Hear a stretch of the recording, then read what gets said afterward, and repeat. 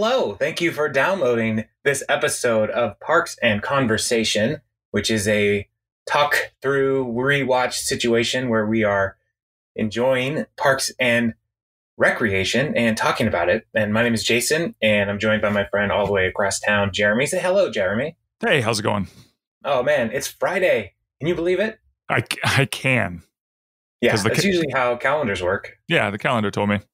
Right. So, today we are talking about season 2, episode 9, titled "The Camel," and I really enjoyed this episode. First impression, I really enjoyed it. What was your not my first, but on your rewatch, what did you think and feel about this episode? I like this episode quite a bit. I think once again it moved a bunch of characters forward, and there's a lot of little things getting into it, but it was really good. I enjoyed this one, especially because it has art in it, which I'm a fan. So you're an art person, yeah, I guess, but I definitely appreciate it, and I like this one quite a bit. It didn't get as good of a ratings on IMDb as some of the other ones, but I still think it's up there. It's underappreciated in my view. Why do you think this one, first impression wise, it wouldn't be as popular as some of the other ones? Well, I think it is a much smaller episode. Like it doesn't move the park forward. Yeah. At all. And so it stands alone. And that's one of the things I appreciated about it was that It was like, this one is just helping us get to know the parks department and Anne a little better. and yeah. Because she doesn't work there. She doesn't, but she's hot, so it's fine. Right. And, honestly, if somebody were to just watch this episode on its own without any context, if they didn't say Anne didn't work in the parks department, you wouldn't have known. That's true. Like, it would have just been fine. Like, Anne's here. She is also a part of this project. And this just popped into my head. I feel like this potentially could be, up until this point, one of the most well-rounded episodes with that all of the characters get a little bit of their personality in it. Especially, just because of the competition, it starts to set up. Well, we'll get into it here in a second, but it really starts to set up everyone's their personality based on their art choices. But we get a little bit of Andy. We get like everybody's in this. So even Jerry, and so all the dynamics are there. So I think that's again why I really like this episode. Yeah, I was going to say the same thing. We learn more about their personality. Yeah. And so basically, let's talk about the premise of this episode is one of the many horrifying murals of Pawnee. The spirit of Pawnee was vandalized. Let me stop you right there. I know we just started, but let's stop. That's fine. How many murals do they have? It seems like throughout this series, City Hall is gigantic because they have a million of these murals. Well, there are many inconsistencies with the logic of Pawnee. Let's not get into it, right? The city is too small to have the press corps that they have in future press conferences. That's true. There are too many people coming to all those press conferences. Right. The city hall, Linwood is a pretty big city, right? The city hall is not that big. Yeah, I feel like Linwood is bigger than Pawnee. I believe so. Yeah. And the city hall of Linwood is one story, and most of it's cubicles. And so in Pawnee, the city hall has 4 stories minimum. We know there's a 4th floor. Yeah, right? We do, which is great. And so, how on earth is this city so overloaded with government and the press? And so there could be infinite numbers of murals, to answer your question. Yeah. It could be a house of mysteries where every hall leads to a new hall and every door into another dimension. I'd watch that. Yeah, it'd be pretty great. So murals. Yeah. Yeah. So one of the murals, the Spirit of Pawnee, was vandalized. And this mural in particular is racist and terrifying. And I can see how they would have started this mural saying, we want to talk about the influence of the rail system in expanding America. Mm-hmm. Right? because it's Mhm. true. The Yeah. rails united the coasts. It was a powerful, powerful development in technology. Also, the rail system was largely built by the exploited labor of Chinese immigrants. Also true. These are American history facts. And then the muralist was like, well, I've got the rails, I've got these Chinese people, and I'm a Mhm. racist. And so he threw it all together and made a racist, terrifying mural about the rail system and called it The Spirit of Pawnee. And Yeah, because when you're it's not moving a good forward, mural. no, it's not a good mural. And when you're moving forward, through Indian territory, the only thing you can do is bulldoze right through them. As depicted by the Indians on the train tracks.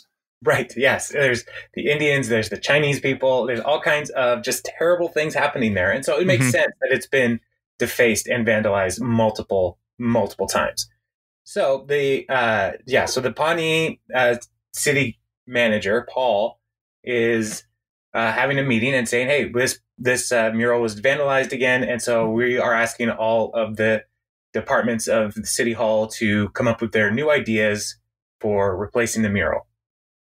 Great initiative. I Mhm. love it. That's the main story. So the sub story is Andy is still learning how to be an effective shoe shinist, and him and Ron have some interactions Oh yeah. in at the shoe shine stand, and comedy ensues. And like I would love a series of just Andy at the shoe shine station. Right. Like that would be great. It would be like Cheers, but much smaller.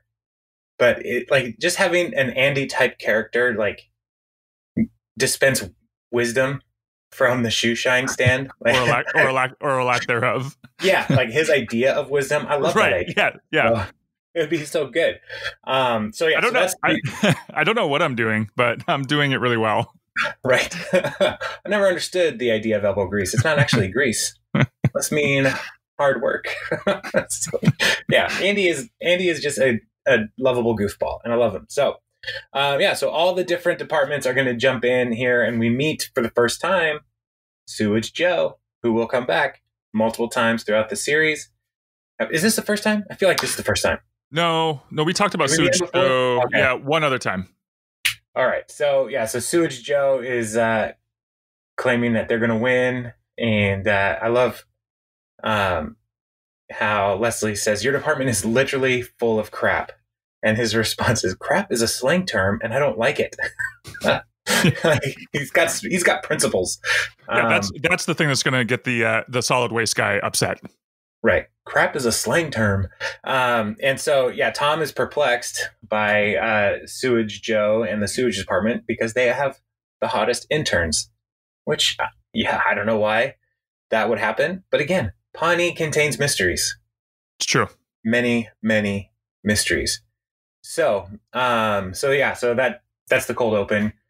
Cut to credits. They go to the department, and Leslie's telling everybody, we're going to find the spirit of Pawnee in an hour. Everybody go figure it out. Yeah. And so everybody is like, well, you can't tell us what to do. And I love this part of it. This is all you need to know about Ron. They say only Ron can tell us what to do. And then she says, Ron, tell them to do what I'm saying. And he just says, do whatever she says. That's all you need to know about Ron from this episode, really.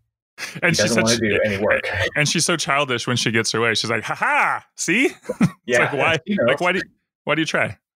Right. So so Leslie has set up all the people to go and do their thing, and then it cuts to Andy at the shoe shine station, and Ron is coming up to get in line, and he lets Ron cut in front of a character who we will come to know as Kyle. Kyle, who is great. He's a great part. He's the other Jerry. Yeah, every organization has a Jerry. In future episodes, we will see that Kyle is even Jerry's Jerry. So, like, he's even lower than Jerry in like the dominance profiles. So that's fun. It's not Jerry's kids. It's Jerry's. Okay. That's something I've never considered, but Yeah. thank you. It's all right. Thank you for that. Yeah. But so Kyle's in line, and then Andy just lets Ron cut in front of Kyle. And Ron is really impressed with Andy's, stick-to-itiveness and his initiative and what he's doing. He's working well, and Ron talks about his own experience as his first job and how he had this job when he was 9 years old, and how child labor laws are ruining America. So that was fun. And then Andy is polishing Ron's shoe, and he's like, "What do you got in here? A key?" Why? Why would Andy think? Yeah, everybody puts their keys in their shoes, but that's probably what Andy does. I'm not going to lose things out of my shoe. No. So, but Ron says, "No, I've got a bunion that normally hurts like crazy, but right now it's been soothed," and so he really enjoyed that shoe shine. So Ron goes away, and Kyle's like, "You really shouldn't let your friends cut." And Andy just throws his briefcase. "You know what else? I'm going to do this. Get out of here, Kyle." So he starts bullying Kyle, which I do not endorse. Bullying is always bad. Yeah. Always. Yeah. Even if it's Kyle. Yeah. Kyle is a fine person. He's not a bad person. I don't know why even to the point, like, Andy throws down his briefcase and Kyle picks it up. He doesn't get mad like any other person would get upset and walk away. He's like, "No, what I was trying to say was," and like he still wants his shoe shine. Like, he's still, like, I thought that was hilarious. Like, he's still going to move forward even though this person's insulted him. And then Andy's like, oh, okay, I see the error of my ways, as a ruse to get the briefcase back and throw it the opposite direction. So great interaction set up by Kyle's willingness to just be a good human. So once again, I think the people of Pawnee kind of are the worst, but yeah. Well, maybe it's all the people who are associated with the Parks Department are the worst. That's true. Because Councilman Hauser, he's great. I don't know. Anyway, we don't have a lot of interaction with Councilman Hauser yet, but I love Councilman Hauser. So, all right. So then it cuts to all of the different parks people trying to figure out how to find the spirit of Pawnee. And Tom goes to art school to find an art student. Like, he just enrolled. Oh, yeah, to find an art student. Yeah, he didn't enroll in art school. He just went to the art school in Pawnee, which, again, Pawnee is not that big. How do they have all these things? And so he hires an art student to make some art for him. It's perfect, Tom. It's like, I don't want to do this. I will pay somebody else to do this for me. Right. And so the art student, one of the things he says, "Well, tell me a little bit about yourself." He's like, "No." Just walks away. The art, he's like, "Do something that only I can do." "Well, tell me about yourself." "No." So Tom's journey in this episode is wonderful. It's so good. And so then Anne decides to make a collage because she's not an artist. So she's cutting stuff out of magazines and stuff. And I like to say, there are some really cool collages out there. So don't, if someone's trying to tell you that collage art is not legit, they're wrong. So you do you, collage people. Well, yeah, I agree. Anne's collage is terrible. Oh yeah, it's bad. She needs more practice. But I'm just saying, keep cutting out those pictures. What's frustrating from Anne's perspective in this is that she doesn't work for the Parks Department. Well, she doesn't work for the Parks Department, so that's frustrating. But also, Anne, April, and Donna, they all do collage. All of their projects are a form of collage. Mm-hmm. And they all just rag on Anne. Anne's was awful, but so was April's and Donna's. But so Anne makes the collage. It's terrible. Leslie does some actual town research. So she's at a museum and she's looking at stuff. She's like, "I know everything about this town."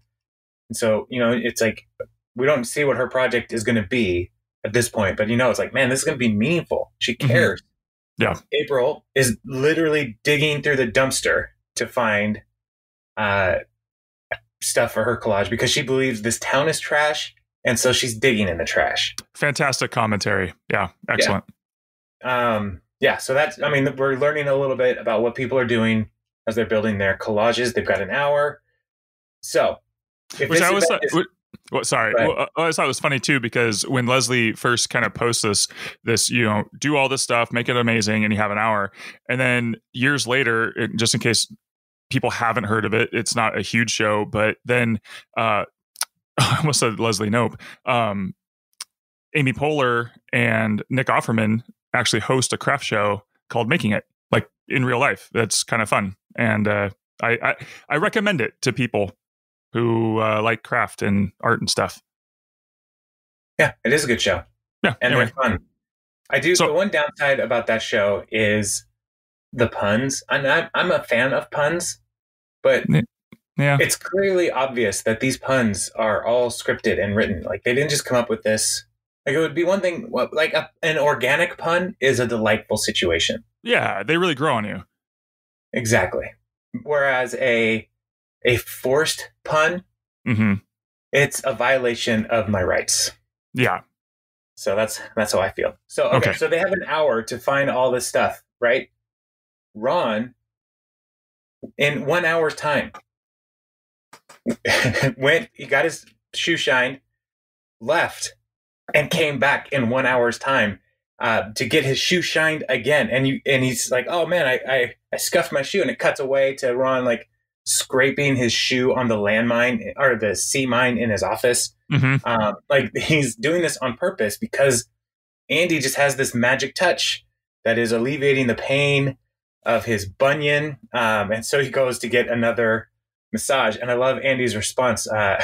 He's like, "Is it something wrong with your shoe shine? Because if you want your money back, I already spent it." So in 1 hour's time, Andy spent whatever amount of money that Ron gave him while working. Ron also needed to come back for another shoe shine. He scuffed it in 1 hour. So I enjoy that part of this little thing. There's like, if you're looking at this in real time, it's like, this is way too fast. This is way too weird. Ron, you have a serious, serious problem. And Andy, what did you spend that money on? Yeah. I already spent it.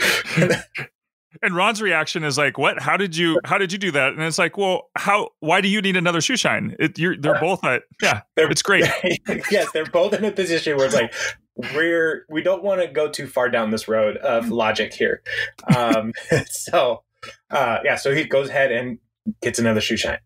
Then it cuts to the presentations. Anne's is completely ripped apart, and deservedly so, because it's not good. And I love Tom's response, like, "You can't make art because you are art." It's like, what? Ridiculous. It looks like something a death row convict would make. Yes, in art therapy. And then Tom presents, and one of the beautiful little moments in Tom's presentation is he's putting his mural up. Is he doesn't know which way is the top. Perfect. And he just chooses, and then he starts discussing it. It's like, these are some pretty sweet shapes. And then he's looking at it and he falls into the art trap. It's like, this actually gives you a sense of completeness. Right. He's getting it. It's making a connection. Yeah. So that's fun. And then Donna gets up and she has in my notes, I wanted to write The Last Supper, but it autocorrected to The Latest Supper. No. So I mean, it's been a while, but yeah, I don't know. There's probably been some more made, but yeah. But the Last Supper with Indiana celebrities, and she didn't know for sure how many Indiana celebrities there were. But so she also included a NASCAR and Ron Swanson. Fun fact in that, not mentioned, but Jim Gaffigan, who is from Indiana, is also on that mural.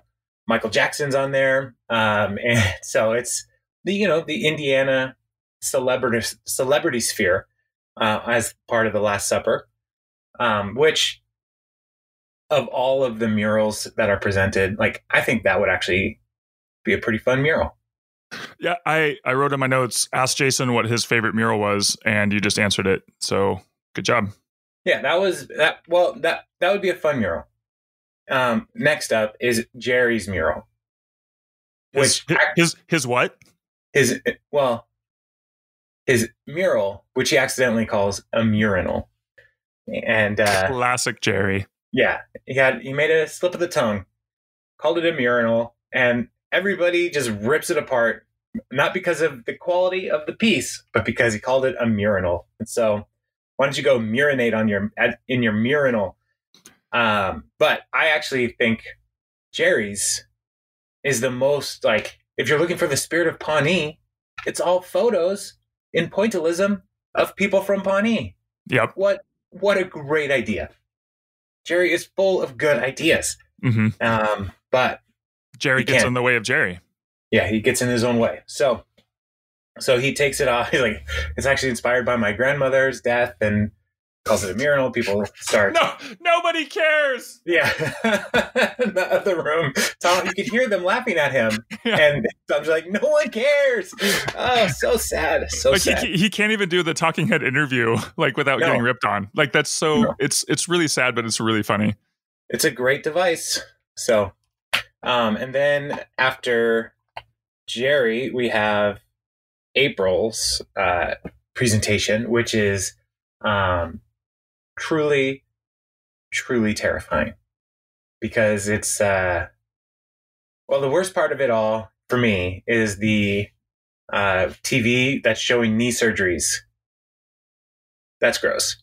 And then next to it is a man, like a fat man in a hamster wheel, eating raw beef, and so blood's coming out of his mouth. Like that's what she wants to do for her mural. Mm-hmm. And Leslie's response is, why? And that's it. So pass on that.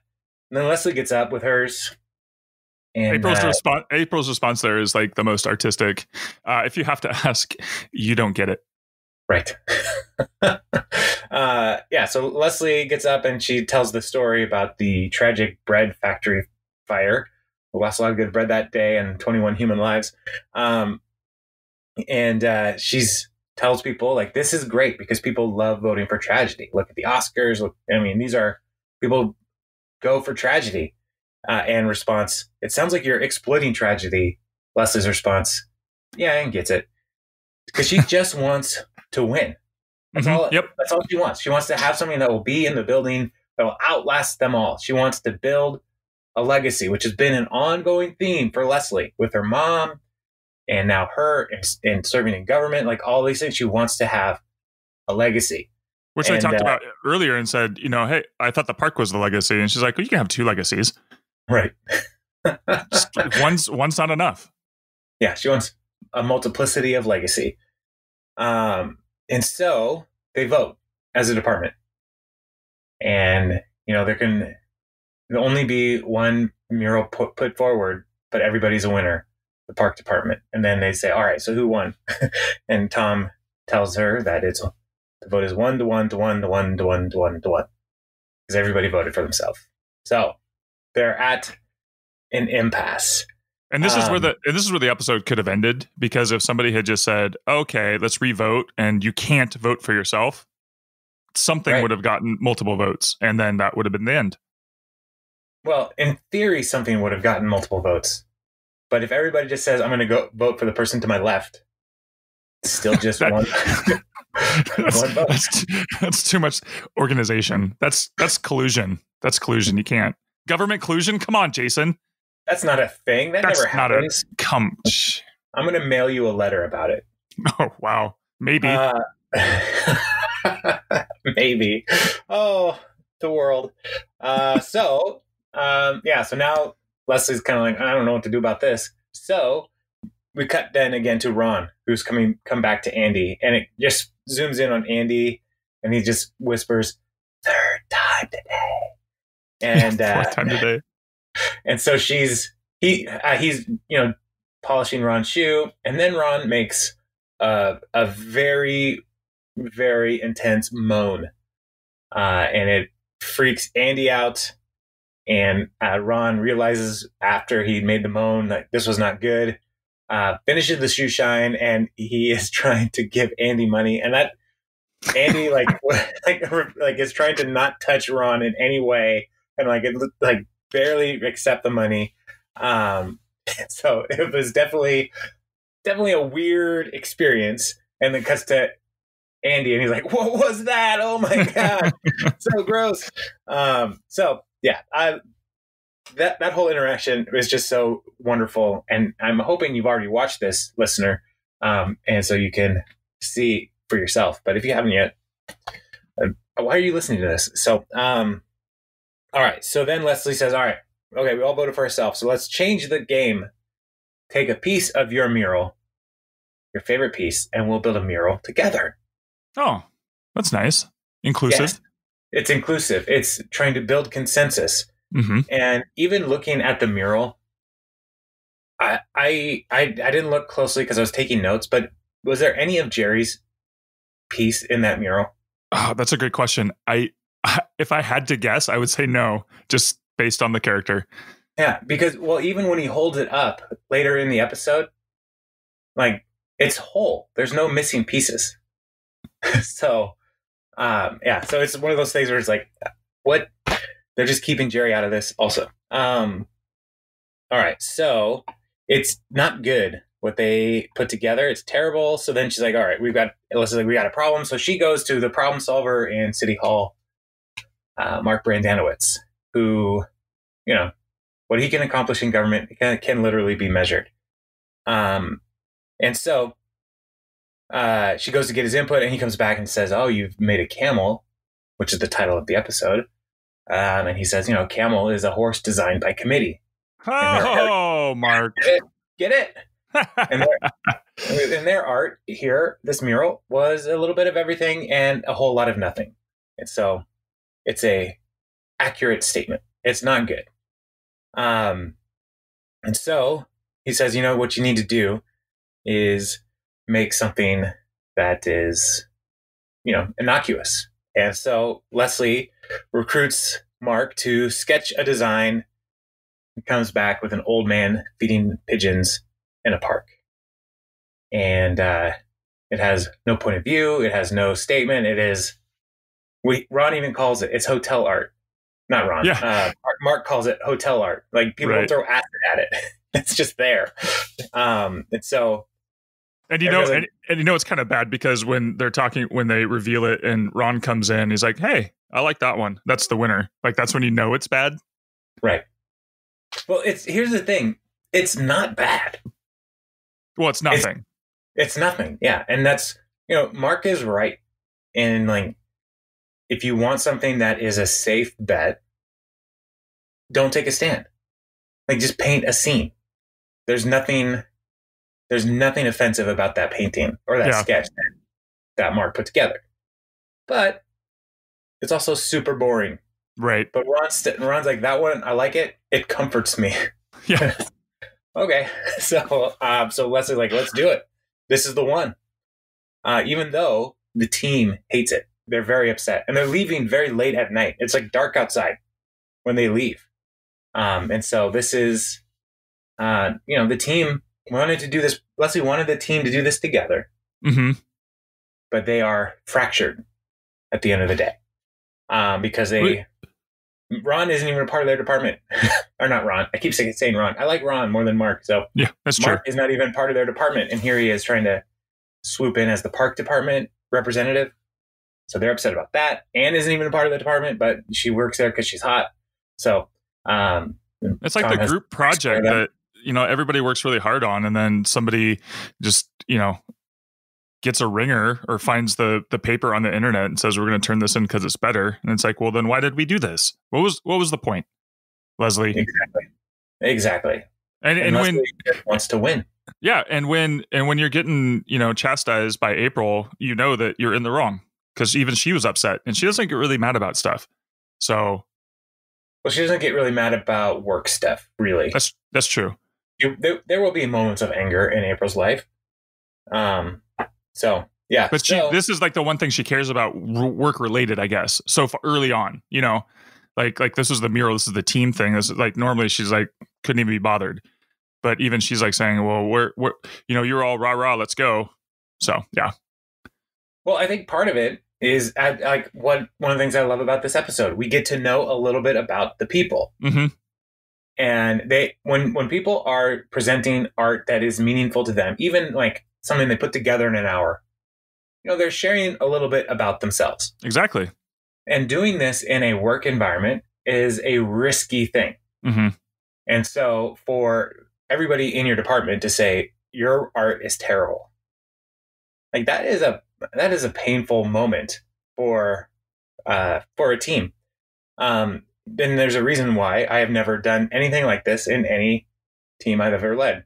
Make some art and let's vote on it. Oh man, I have to lead critiques sometimes for my job, and it's kind of the worst because a lot of the stuff is basically the 1/4's worth of instruction is about like an hour's worth of actual time in the real world when you're trying to do a new project, if that makes any sense. And so people don't have a lot of time to get good at anything, and yet you're supposed to critique them, and so you're just trying to like figure out ways to say it's bad in nice ways. So it looks like you tried hard, things like that. Right. Because people are trying to put themselves out there, and it's hard to, you want them to succeed, but it's like Anne's, it's like, yeah, it's really bad though. Maybe you shouldn't do this, which that's the thing that like, I kind of want to say to people sometimes, but they paid to be there and I can't. So what are you going to say? Yeah. Adjunct? Well, one of the classes that I teach, I don't have personal interaction with students online. But there was still a part of this course that required them to create an artistic expression. Mm-hmm. And that was just a part of the course. Like I didn't design that part. And I said, do we need this? And they said, we like it. And it's like, okay. And so like every time I taught this course and people would send me like, first of all, they're like, what is art? Like, I don't know. But like every time, like I would get just really, really terrible stuff. Mm-hmm. And the goal, in critiquing those things, at least I had a rubric, like, did you submit something? Right. There's some points. Did you put your name on it? There's some points. You'd be surprised how few people put their name on things. I would not be, because I know that people cannot follow simple instructions. Right. So I'm grading on the instructions, not on the quality. Right. Whereas there are no instructions other than find the spirit of Pawnee. And so all they have is grade on quality. Right. So it's a painful moment. And so, at the end of the day, everybody is a little bit more angry. Except for Ron and Andy, because they are just a little bit weirded out. So right. So now we get to the big pitch where all the departments, this is where I thought it was really fun, because now you get to see what all the other departments come up with. Right. And first one up is Sewage Joe. And he comes out. And I love his voice and the way he talks. Like, this is going to be next to your department for the next 100 years. And he holds it up, and it's a plumber with a pipe over his shoulder and an American flag. And like, it's actually like... And an eagle. And an eagle. And it's like, Sewage Joe, your department, like, you guys really went for it. Like, this is not a garbage piece. No. Like, it's good. Like, and Leslie, he was like, wow, that's really good. They could win. But Mark again says, no, they took a stand. Even patriotism is a stand. Yeah. And man feeding birds in the park, no stand. No point of view whatsoever. I know. And I love this part when Leslie goes, no point of view. Smart. Because I think that's how so many people live their lives. Like I don't want to have a point of view because people, they might not like it. Let's play it safe and win. It's great. Right. There's a lot of subtext. Yep. Keep your head down. Don't cause waves, and everything will be fine. It's not just murals, people. No, sometimes you got to stand up and risk being the nail that sticks out of the deck, just so that people hear what you got to say. Oh man. Anyway. Eventually, someone will hammer you down or something when they want to restain the deck. But still, it's important. Don't just try to not make waves. Or you'll be in a movie called The Quiet Place. The Quiet Place? The John Krasinski movie? Yeah, the nail that's sticking up out of the... Oh, my gosh. Oh, that's awful. Oh. Hey, sometimes you stick out. You make to say that. You make an impression, Oh, my stomach hurts now. Oh, that was... That's a great movie, and we can't go too far down that road. I'm sorry. Keep going. All right, so Sewage Joe, and then it cuts to Ron and Andy running into each other in the hallway and trying to, like, I love Andy is like trying to find a way to not be seen by Yeah. Ron, but he's taller than everybody, bigger than everybody. It's obvious that they've seen each other, and so he's like looking in the wall and looking for ways out, and then he's like, "Oh, hey, Ron, I didn't see you there." Oh, the blocking in this shot is perfect. So the blocking is like where the characters and how you stage people. So you've got the timing of the lady coming out of the bathroom, so he gets blocked there, and then he tries to get like a drink of water to bide some time, and he's trying to do anything just so Ron can get out of the awkward situation too. But there's somebody that like, everywhere he turns, he's shut off, and yeah, and then he's like, "Oh, hey, Ron." There's no escaping the awkward. In the middle of a giant building. He can't get away. It's great. Again, there are too many people in this building for a city the size of Pawnee. Right. Like, there are just too many people. Anyway, so they start to have a conversation, and Ron's like, "Listen, about the thing that happened yesterday," and Andy's like, "Look, I don't want to talk about it. Let's just never talk about it again." And Ron is like, "Oh, got it. Talk about what?" The weird noise you made? The moan, Ron. I'm talking about the moan. It's so good. It's so funny. And so Ron's like, "Yeah, that's what I'm talking about. We don't need to talk about it." Like, "Oh yeah, great, fine. Then that's good. Let's never talk about it again." But it is always going to be a thing that happened in their lives. There's no coming back. So that got resolved. Which is great because like their arcs so much later on down in the series is great. It's one of my favorite like relationship arcs. So this is part of their story, the part of their origin story in a way. It's great. Yeah, right. Ron is like dad of the office. Yeah. And April and Andy are really his kids more than anybody else. Yeah. And so these interactions are great. And so that part kind of resolves, and then the fire department comes in to make their presentation, and the chief is like, "Well, it's basically your classic dogs playing poker with a fire theme. Everything's on fire theme." And so pointing around, and just a bunch of stuff they like, and there's a lady in a bikini with a hamburger for a head, and like all kinds of just weird stuff. But it's like, you know what? We're not going to win, but we had fun. And I like how they wrote his line too, because he talks a lot like the Louis C.K. as the officer when he's like, and here we have an attractive female with a hamburger head. So like even the way they describe things as police and fire department people, that's all the same. They all talk the same. It's so great. Yeah. Oh, and here we have the fire department gets it. Yeah. Like, we as a team care about each other, and we want to have fun together. This is an opportunity for us to have fun together. And so that's what they did.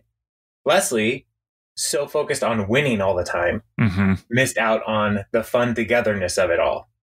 And so then here, the fire department, the voice of reason in every city, comes and shows her like, this is what this was about for us. And so then she has a change of heart to go ahead and use the camel, and knowing that they're going to lose, but even a little sliver of it was like, we might win. Now we're going to lose. Yeah. So they present in their presentation, the city manager and the other two people who were on the decision board, I don't know, they're asking questions about it. And Paul, the city manager, is like, tell me about the shapes. And Anne's like, you can't handle the shapes. And he's like, actually, I like the shapes. Yeah. It's like it's a little vindication for Tom, who's just been like trying to get everybody to realize, like, see what he sees in the art, which is so great. Because it's like so many people dismiss abstract art. Oh, my kid could do that. And then he gets it and he's like, no, the shapes, you guys, don't you see it? It's wonderful. Right. And even in the show, like, it looks like a child could do that. No child could do that. Only God can do this. Only God. Yeah. So, and then they're looking at Michael Jackson is carrying Jesus, Greg Kinnear, and there's the fire in the building. And it looks like Jesus is or Michael Jackson's carrying Jesus into the fire. It's like, well, that's because he's moonwalking, and we didn't think about that. And April, I think she literally breaks at that, like breaks character because she's just cracking up. Right. She's like holding her sweater over her face and stuff. Yeah. That was my favorite joke of the entire episode for me, was Michael Jackson carrying Jesus Greg Kinnear into the fire. Fantastic. And then it was just Leslie trying to explain out of that. Right. But even then, is he carrying Bill Paxton into the fire? Like, oh, is Bill Paxton from Indiana? Like, Donna's still thinking through, like, this could work. This just keeps getting better. Because I could switch out that NASCAR with Bill Paxton. That'd be great. So in the end, no department won, and they just decided to restore the painting because it would be too expensive to do a new one. And they changed it to the Diversity Express. They just rename it. They just get a new plaque. That's it. That was their fix. Government. Government's pretty great. All of the time that all the departments took to do that, all of the their committee meetings to figure out which one they're going to pick, and they put a plaque on it. Perfect. Great, perfect ending to art. Yeah, it's a good solution, and nothing moved forward. Nothing. Nope. So that's one of the reasons why this could be a good introduction episode. Yeah. You get to know the characters. Nothing's really going to change outside of this episode. It doesn't affect anything. Get jaded by government. It's perfect. Yeah, exactly. Why not? Why not? I believe the government is anyway. But Tom's not done. No, Tom is having a real change of heart regarding art. And so the credits scene is Tom going back to art school to find his art student and saying, "Hey, I need you to make more like what you did before." And the guy, it's got to be good. And he's like, "I don't know what you mean by good." And Tom's just, one of my favorite things in this whole show ever. Shut up and do more art for me. Yes. And he just picks up the purple one, goes, slams it back down. He goes, "This one's racist." He's like a junkie. He's like, that's not it. I need that. I gotta itch that scratch that the other one gave me. Like, come on, man. Come on. I need my art fix. Get back to that moment. And it cuts to him like looking at the painting that the guy made in the first place. Is like, I've been staring at this for 5 hours. Is this normal? Like, a piece of art made me have an emotional reaction. Is this normal? There. That's what art is. And I think that's the age long, you can read all the books and do all the things, but I think without getting into a big art discussion, they boil it down to, did you have an emotional response to it? Good, bad? That's art. That's the point of it. It's like watching a TV show or a movie or reading a book or listening to a song. Did you interact with it emotionally? I know I just got way too unfunny with that, but that's why art's fun, because it's, you don't have to watch somebody fall into a manhole to laugh. I don't know how to respond to that, but I agree with you. I do enjoy art. Yeah. I'm an art person. You and I went to Uruguay. Yeah. And where did you? When I went with you, did we go to the art museum? Yes. Yeah, and all the signs are in Spanish, so I don't know what anything is or whatever. All I had was the image. Right. And there were several that were abstract images that, like, I just was transfixed by. Mm-hmm. They were wonderful, and one of them was my header on my blog for a long time, and it was just like a bunch of rectangles. A bunch of shapes. Yeah. And then there was another one that I loved just because it made me happy. It just said "oof." It was a yellow background with blue letters. Oof. That's it. And I was like, This is great. I love this. Can I buy this? But I didn't have room in my carry-on. So it happens.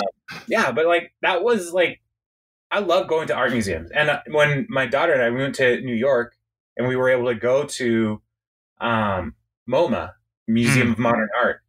And, my kids grew up watching Little Einsteins, which is great in a lot of ways, because it's always got a piece of classical music and a art theme, some piece of art that they are interacting with.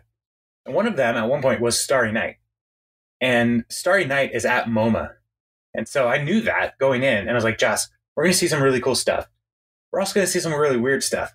But there's going to be stuff that you recognize from shows that you've watched, and I want to hear what you think about it when you see it, the real thing.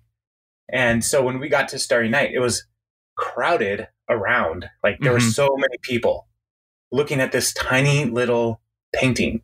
Yeah. And Joss was like, is that really it? I'm like, yeah, that's it. She's like, that is really cool. Like this thing that so many people have seen is right here. And I'm seeing it face to face.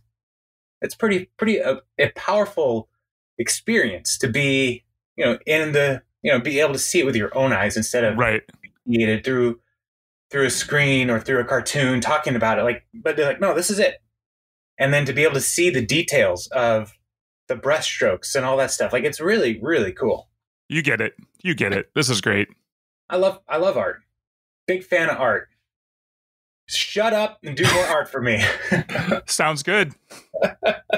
Perfect. So, I don't think there's a better way to end it. Yeah, that's great. Yeah. So, for a long time, this was that was one of my favorite parts of this show, was Tom just telling this guy, shut up and do more art for me. Yeah.